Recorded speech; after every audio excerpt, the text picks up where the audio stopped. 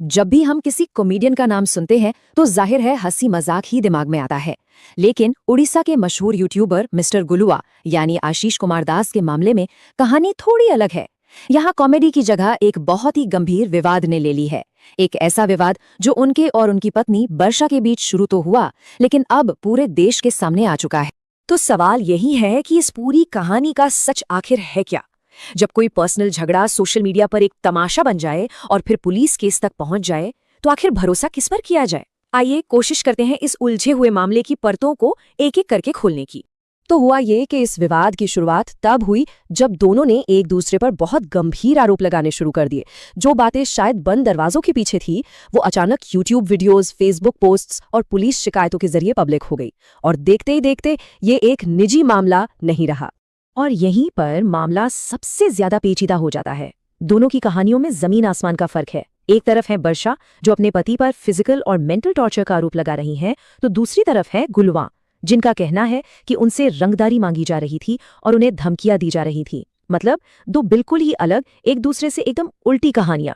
तो चलिए सबसे पहले वर्षा की साइड की कहानी को समझते हैं। उन्होंने अपने पति मिस्टर गुलुआ और उनके परिवार पर आखिर क्या क्या इल्जाम लगाए हैं। वर्षा का कहना है कि शादी के बस कुछ ही टाइम बाद से परेशानियां शुरू हो गई थीं। उनका इल्जाम है कि 1 साल से भी ज्यादा समय तक उन्हें फिजिकली और मेंटली टॉर्चर किया गया, और ये सिर्फ कहासुनी नहीं थी। उन्होंने बार बार मारपीट होने और फिर आखिर में उन्हें घर से जबरदस्ती निकाल देने तक का दावा किया है। और बात सिर्फ यही खत्म नहीं होती।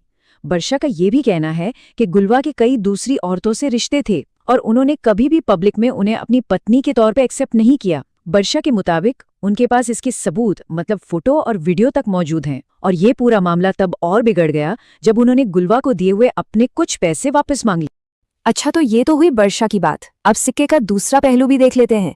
इन सारे आरोपों पर मिस्टर गुलवा का क्या कहना है? उन्होंने ना सिर्फ इन सब बातों से इनकार किया है, बल्कि वर्षा पर ही कुछ काफी चौंकाने वाले काउंटर एलिगेशंस लगाए हैं।